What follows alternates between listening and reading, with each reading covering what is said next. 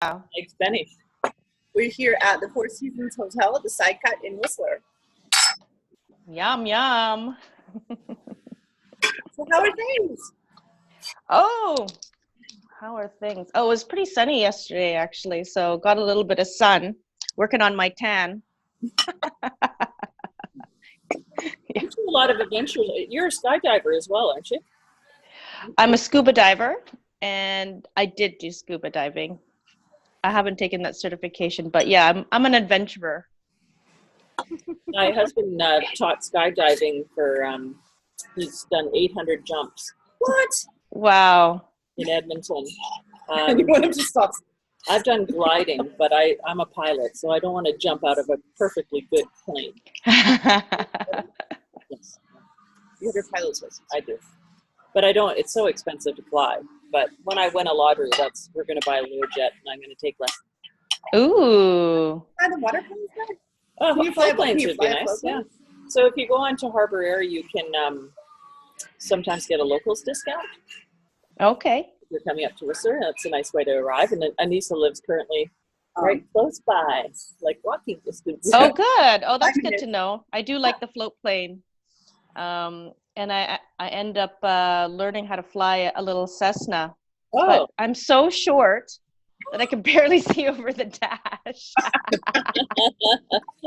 But once you're in the air and when you're going down, when you're going up, I mean, it's just a different frame of reference. It's just an adjustment. But I do enjoy the limitless of the air highway, just like being underwater, like the confines of driving a car. yeah. Yeah. With the added sort of that yaw, right? Yeah. So where are you taking your flying lessons? Well, I'm not taking it right now, but I did take it at Abbotsford. Mm. I did my license at Langley. Abbotsford. Mhm. Mm-hmm.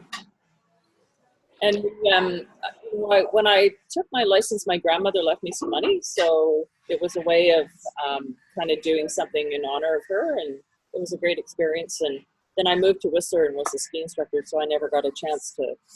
It was pretty expensive. Things like people. Okay, so if we can buy the float plane, we have a place to park it in the front yard. AKA Free Lake. Yeah, it's those, especially around BC, float planes are a wonderful way to get around. There's lots of beautiful lakes, and that was on my list as well too. Once you get your pilot's license, then you get those endorsements to do float planes and So you separate. Like and then you move into commercial.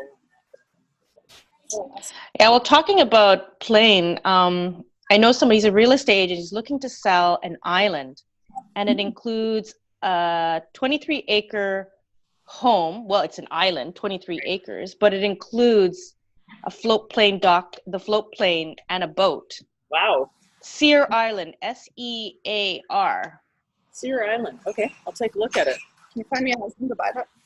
$8 million. I'm like, wow, what a good deal. There's actually a magazine you can get of Islands of Canada for sale.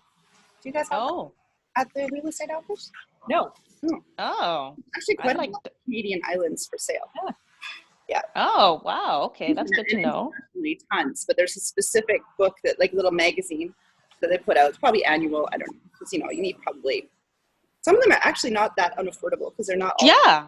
But most of them are, obviously, the ones that they're advertising are pretty grand. This is my can you see that? It shows that. Yeah. Yes. Law of attraction. Yes. Identified desire, raise vibration. Does that show up backwards there? Can you see that? No, it's perfect. Okay. Oh, really? Yeah, Michael Lossier. Yes, I know Michael. Mm-hmm. Oh, cool. So how are you using the law of attraction this week? Oh, it's so interesting because I was on the bus yesterday, and I was wearing this beautiful yellow dress, and this lady, I just got on the bus and I had this huge smile on my face, and she says, "You just look so fresh. You look like sunshine." And then she was just talking to me, and then I was listening very intently. And I think because she had a bit of a stutter, because I think she has some health issues. Mm-hmm. And with kind of initially, she might have come across as not well in the worst sense, because of the way she was dressed. But for me, I'm like flamboyant. She's my peep. We were talking, and I was actually really hungry. And then she says to me, "You know what? I just made bread. Here, you can have half." And she's actually. I get off the bus, and I don't know. I was listening to some music on the street, and then I don't know what it was about me, but I was eating this half of this bread. She's a lady from Ethiopia, and it was very nice bread. It wasn't sweet, but it had a whole bunch of herbs and spices, cumin and coriander, nothing you've ever actually tasted around here. It was from her hometown. And I don't know, someone just said, "Hey, you want some chocolate?" Raw chocolate too, right? Like things that I like. These were not like, donuts and cookies. These are all homemade. And oh yeah, my roommate just made these raw chocolates. Like how, like all homemade stuff, and people are feeding me, and I'm hungry. I'm about to go somewhere to eat. And then I'm like, well, now I'm full. And so that's really interesting that, I'm hungry, I need to eat something, and I get free food, and like good homemade food. That's amazing. Yeah. But another law of attraction that happened, I was speaking to someone about speaking on the stage and talking about my story, and two things happened. The person I was talking to said, "I have this event, I'm going to gift you 2 tickets." I mean, they're not expensive tickets. And then from that, I went to his Facebook page, and I saw that was a contest. So I put my name in that contest, and it's a conference and I won the contest. So I got free tickets to go to this conference that helps facilitate using your story to speak on the stage. I'm like, what? I was like, Oh, so amazing. that's perfect. Yeah. Awesome. That's one of the things that living here in Whistler is trying to be aware of, the synchronicity of life, right? Like the things that meeting Anissa, volunteering in the community is, some of those random occurrences, and look where it's led. I mean, we've become great friends, and meeting you through the ladies meeting and the others, and just the inspiring stories of everybody and things you learn about people as you dig deeper. Things takes time, and it takes time to learn things about people, like just these random conversations, finding out you're a pilot.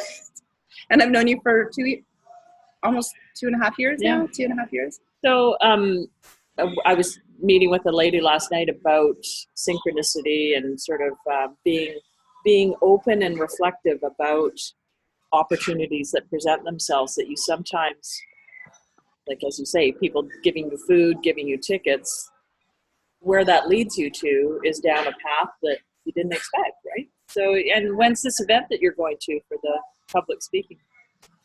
June 7th and June 10th. So it's Voice Story.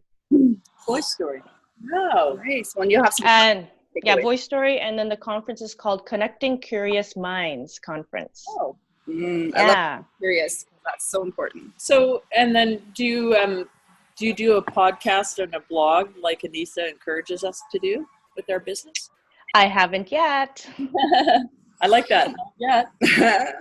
Well, it's there. If you would like to take what you're doing from that event, and I'm actually got a 4-part process that I'll record for you, and you can hold me accountable to getting this done. That you can take that content that you're going to do and then build.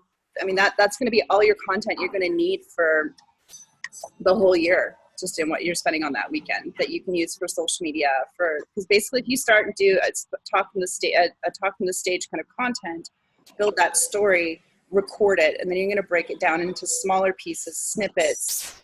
You can add them to visual stuff. You have tons of really fun photos, things like that, so you can add it into little pieces.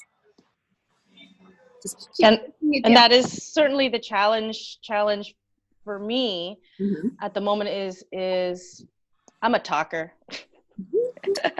And so distilling them down to even like the 30-second elevator pitch or 1-minute elevator pitch, or even those videos that are 2 minutes, 3 minutes, concise, but still capture the essence of Chirito live in person. because sometimes focused on the facts and forgetting that there's still the personality that still has to come through, the playfulness that is Chirito. Yeah. But maybe it comes through in just your smile. And Yeah. it's not as complicated as you think. Ah, yeah, well, there you go. Because, sometimes we can just have Chirito-isms and a face and it'll be fine. Right? Okay, cool. Yeah, thank you. Simplify. Yeah. Because just your basic presence, like you just discovered on the bus, you have that little bit of magic. It works. Yeah. But believe in that sometimes you don't have to stuff it all with all the words in the conversation. Sometimes just your picture of whatever you're doing comes through because it's a vibration more than the words, right? Like just your content. Yeah. Yeah. It's more than just the content. Yeah. Yeah. It's more than the content. It's a vibration. It's the thing that comes from behind. Right. Especially some of your photos where you've got your hands up and you're jumping away. I really love that photo. I've seen it on social media. And then, done is better than perfect. Yeah, fair enough. Where did we get that? Oh, another law of attraction, talking about law of attraction. I said I wanted to wake up to music because when you could turn on your alarm, it would do the radio back in, school. So I entered another contest and I won an Amazon Spot. And it's like this virtual clock, but it's got a camera on it and it's connected to our Amazon Prime Music. And so Alexa can wake me up to music, whatever music I want. So, hey, Alexa, I'd like to listen to Michael Bublé, and we'll just play it. So I'm just like super excited for my little friend that plays music. Is it coming? It came yesterday. So I was like dancing, grooving, playing all the show tunes. And me and my husband were doing that together. So I was just like super happy because there was just something about, because I don't have iTunes and I don't have an iPhone. And so having to go on the internet and search, or even Spotify, it was just really nice to have something that can wake me up in the morning to music rather than like ding, ding, ding, ding, ding. So there you go. Yay, this morning we woke up to music. On my phone, I have it's a bird alarm. Oh, hold on. Someone's looking for us. Hold on. Adam's here somewhere. But the birds in the recording actually match the birds in Whistler Village. Yeah. So this morning I did wake up, Anissa, on time to beautiful music. It's so nice to get up early. My husband goes to work around 6 o'clock, so I'm always staying up early. And I think a lot of people miss such a beautiful time of the day. I'm going to see if I can find Adam. He's hanging around somewhere. And so I use like around 6 to 7 for rest and reflection. I do a journal and sort of reflect on how my day went yesterday and how I'm going to put some intention around what I'm doing today. So, and then what I find is a theme I do time blocking so that I plan a fun thing every day as a reward. So time blocking for me is sort of my early hour journaling, my workload, and then a fun reward for doing that work. And I think we forget to do the rewarding. So this is Adam. Come on, grab a seat, Adam. This is Chirito. Hello. Hello. Hello. And we just started talking about law of attraction because she's won so many different things this week. Okay. It's so cool that you've won some contests this week, and look forward to the outcome. Look forward to the results of those contests. And so you got this free Amazon Alexa thing? Yeah. Nice. It's called a Echo Spot. So it's so it looks like a tiny one like that. Yeah. It's got a clock on it. Ah. You can also use it like a camera as well. So it's connected to your phone if you wanted to answer your phone at the same time, and then it's video calling. Right. It's really neat. Anissa's going to chime in here from the side. There she is. Let's see if we can hear it. If not, I'm here. So, Adam, tell us a little bit about yourself while we have coffee. Okay. Well, hello, I'm Adam. I'm a bike mechanic, and I'm looking for some possibilities how to make it online and how to start teaching people, hundreds of people or thousands of people. hands. And one day I have only 24 hours, unfortunately. And I'm looking really for a way how to get paid for my work, not for my hours. Yes. So working in a bike shop for me is starting to be a bit discouraging. Yeah. And I'm not English native speaker, obviously. Yeah, but Where are you from? Where's the accent from? where are you from, Adam? Just a little bit. I'm from Slovakia. From Slovakia. There's a lot of people up in Whistler from What would you like? Slovakia, well, from around the little bit world, of Greek. really. But Yeah, we can more quickly. it's so cool up here. It's multicultural, lots of fun. yes. And I wish I spoke and do speak a few languages, but those who can speak 3 or 4 languages, my goodness. Yes, please. Thanks. So Adam, I gave you a challenge. We got talking at the gym, I guess about 2 weeks ago now. Yeah. And he kind of expressed his challenge, and I gave him I'll just use this. I gave him literally a blank piece of paper like this, and he came back the next day. I said, just answer. And if you go back to last week's recording, I just said, Yep, I saw that. So I know who Adam is. see, you're right.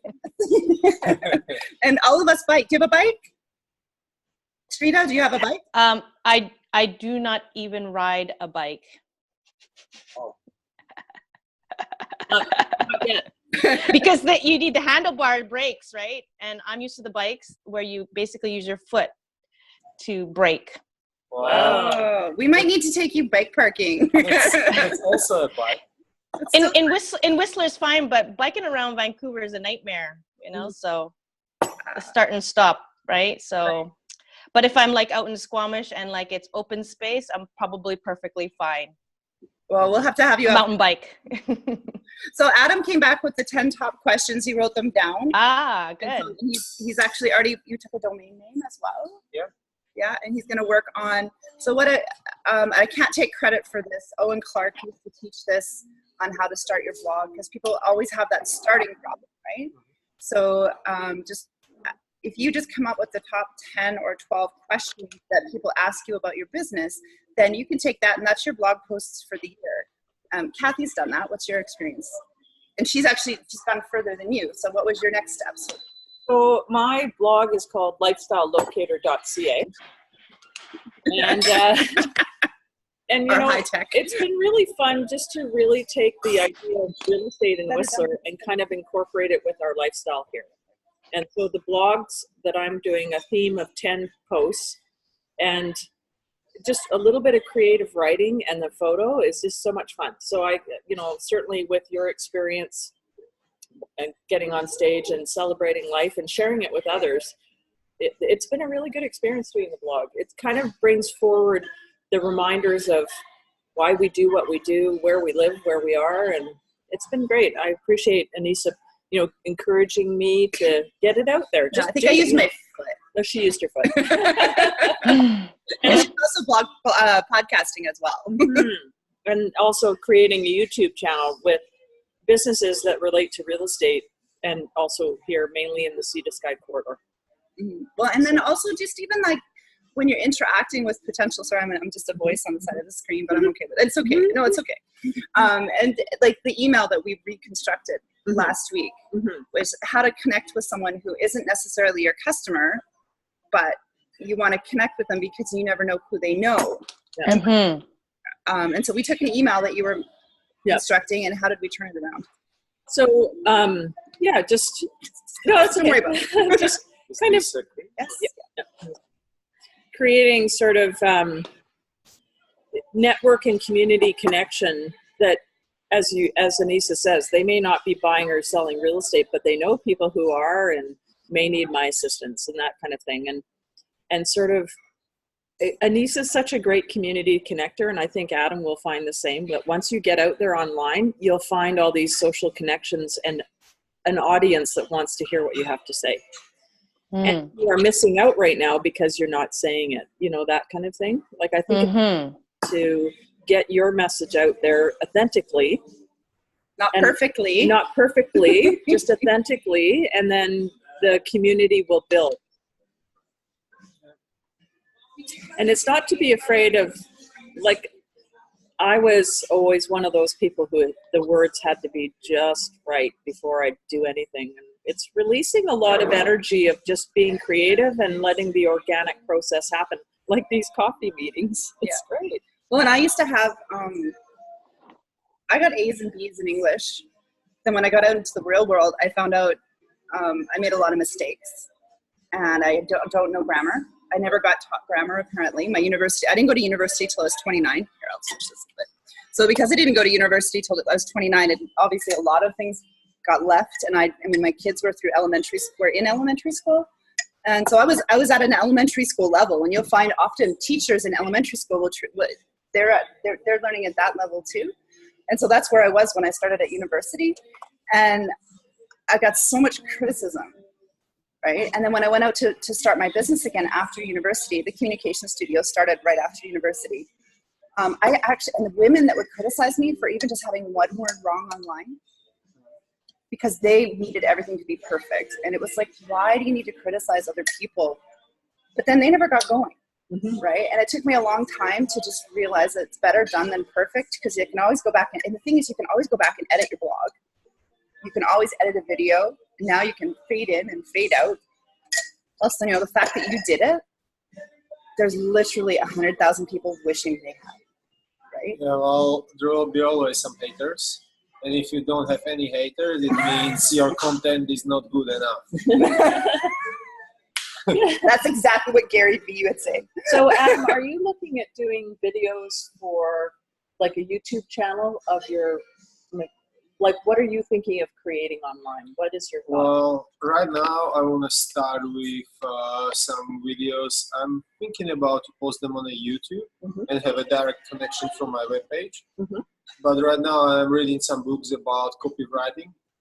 And what I want to do is basically to have the same design and the same layout. So there will be words, there will be bullet points. And once I redirect somebody on a link to YouTube, it's looking different. So I want to teach people to I will probably put it on my own webpage. But you'd have a matching t-shirt. Yeah. And then it would match, right? And the thing is, once I will start with some really good videos for a beginning, I want to give them the best knowledge at the beginning for free. Because they will get used to that this actually makes sense. And then I will start building teaching courses for beginner bikers, because it's really hard to deal with experts. They are all the time just talking, and then they order the parts from internet. This is not the group. That would be like John's husband. Yeah. What you don't know is John and Kathy are top-notch. Obviously, they don't really need help. They don't want help.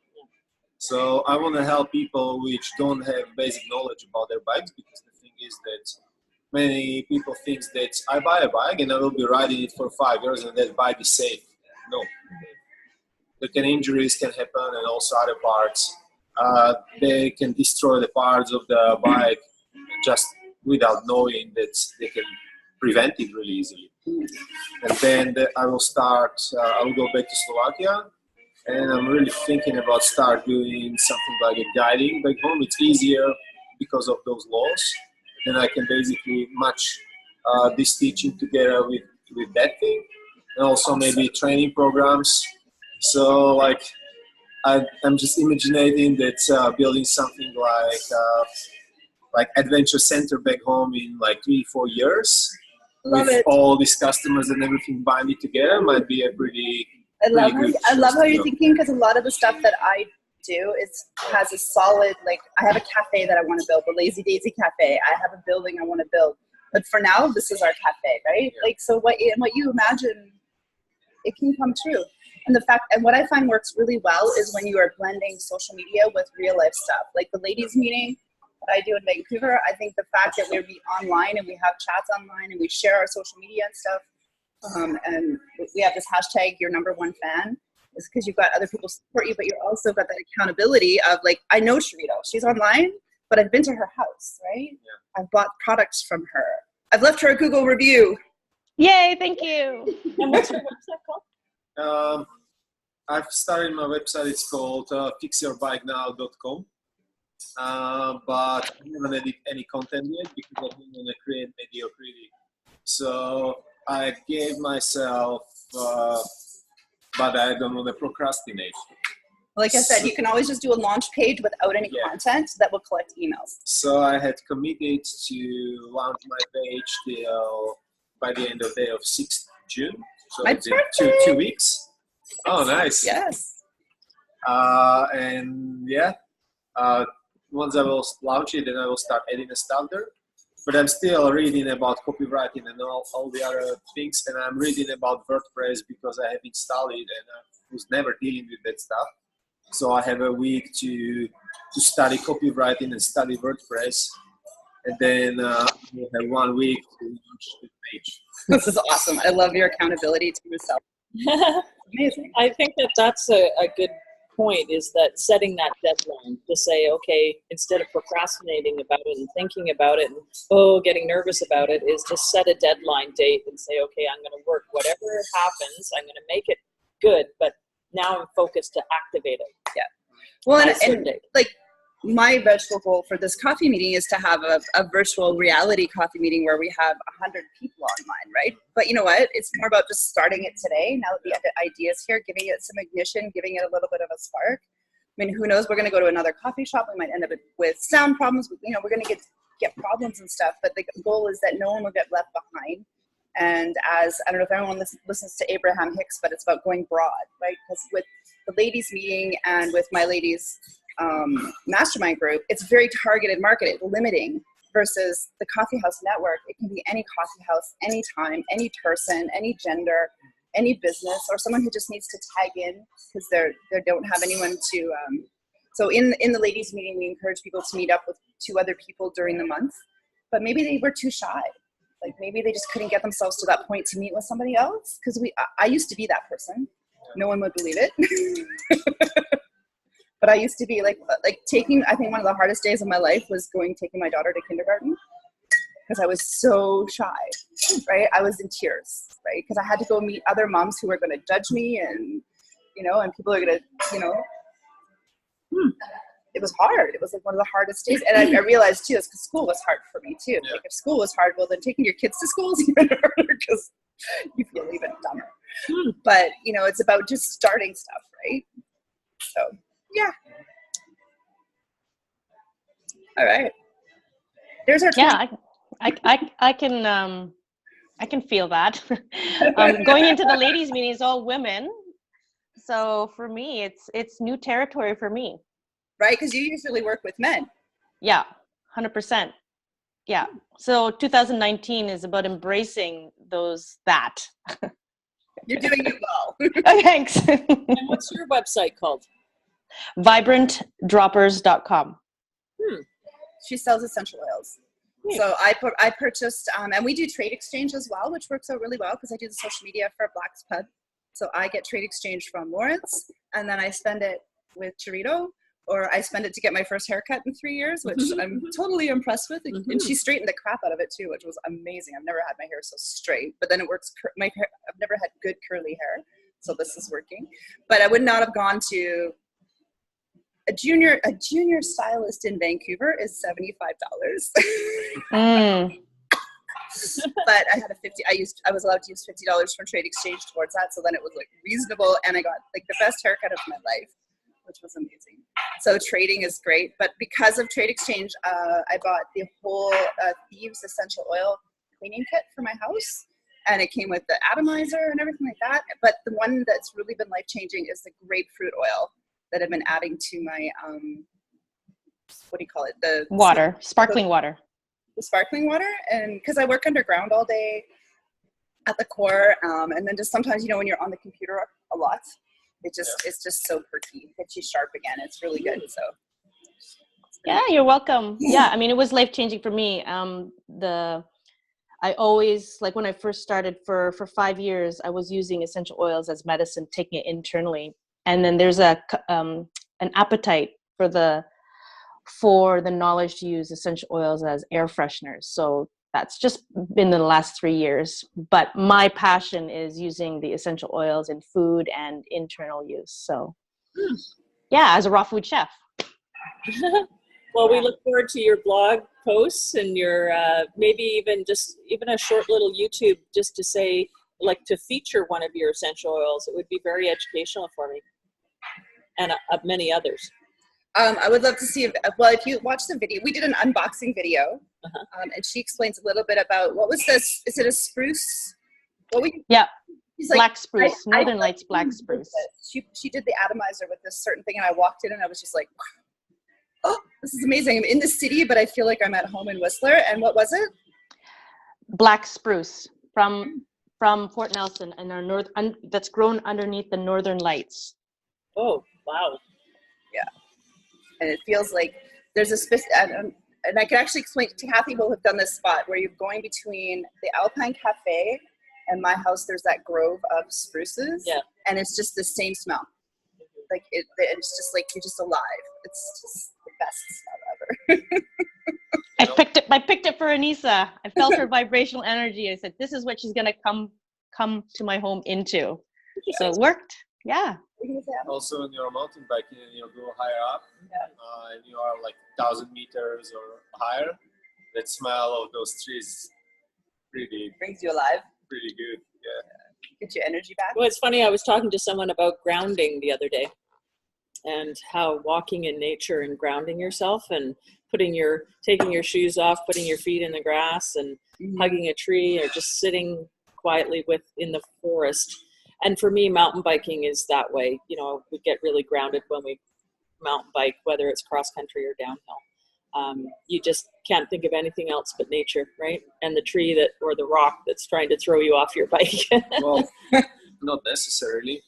You are pedaling up and you hear your pedal creaking and your chain squeaking. And there's going Nirvana in your head. Like, I want to be calm, and I want to enjoy it. It's something messing up in my brain. Yeah. Well, I have a specialized stump jumper, and last night the crank started creaking, and I'm like, oh, has to be repaired. So there you are. I'll look forward to your video. And, you know, for us, mountain bikes up here in particular, I mean, they're anywhere from, you know, $500 to $20,000. I mean, I'm exaggerating a bit, but some of the most expensive bikes up here are just amazing pieces of technology that every year has changed so much. So, you know, I encourage people to go to a newer technology like skis, and just like any kind of sporting equipment, because it's just going to help you be so much better. I don't have an e-bike, but it's wonderful to see people who don't ride to even get out on an e-bike on the Valley Trail here in Whistler. Is so enjoyable to see people getting out away from their offices or hotels or whatever, and enjoying the beauty and nature of Whistler. Yeah. Well, that's exactly, because when I was working back home, I was working as an e-bike specialist.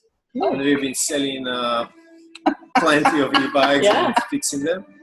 And what was interesting, that guys like me, 2 years ago, 2-3 years ago back home, they were not tending to buy e-bikes. Like, even I don't want an e-bike right now. But who was buying it were business owners, families, busy people, because basically e-bike will take you from you are living in a big city, but there is some hill on the side of the city, but to reach it, it will take you an hour to pedal through the city on a normal bike. Then you can ride for a bit and go back, but the e-bike will give you this in a way shorter time. You will not get so tired, and you can keep working on your business back home. So those people were most of the time buying the bikes from us, but they didn't know how the bike worked and how to ride it. They didn't know anything. They just wanted an e-bike. But it was interesting. Coming like, I will take 2. Oh, I will take 4. So just 16,000, please. That would be another great video, is showing people how to ride an e-bike, you know, and we should hook you up to Ash. Yeah. What is an e-bike in comparison to a bike with the handlebrakes, handbrakes? No different. It's just like a regular bike.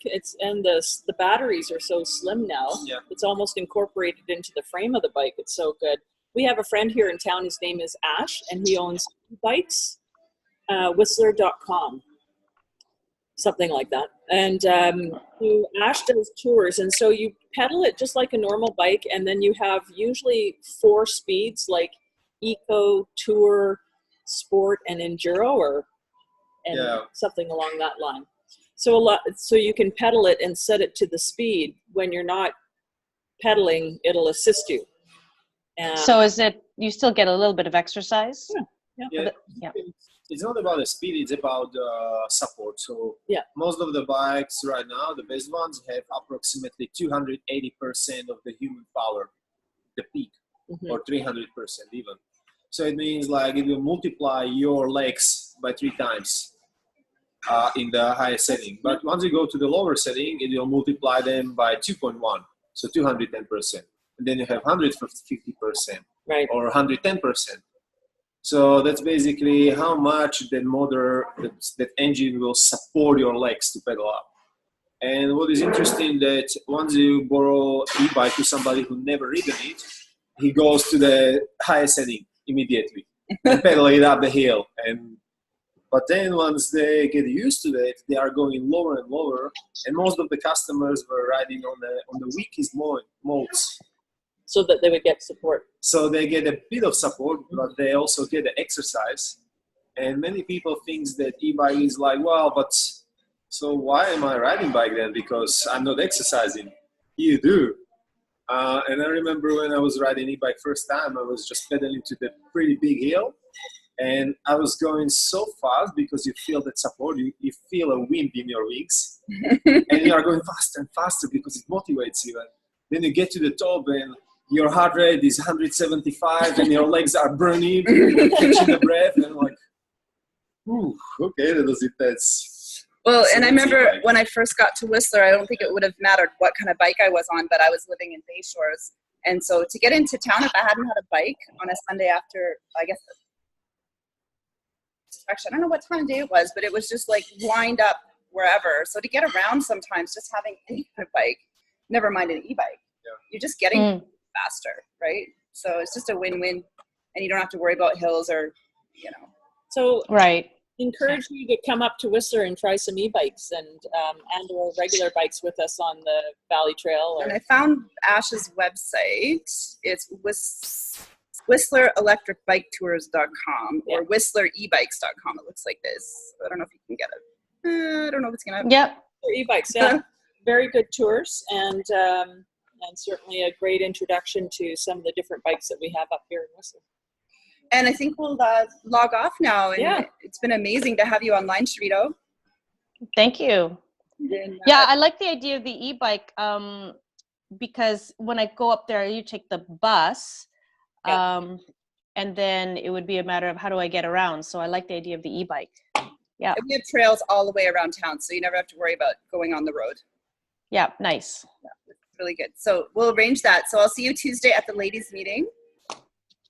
Thanks for our. Thank you. Nice meeting you, Adam, the man behind the piece of paper from last week. Okay. Okay. Bye. Hey, everyone from Whistler. Bye. If you want to catch up with us next week, you can RSVP at theladiesmeeting.com/coffee, and you will find a link to our meetup group there. And we'll see you later. Take care. Bye. Bye, Charito.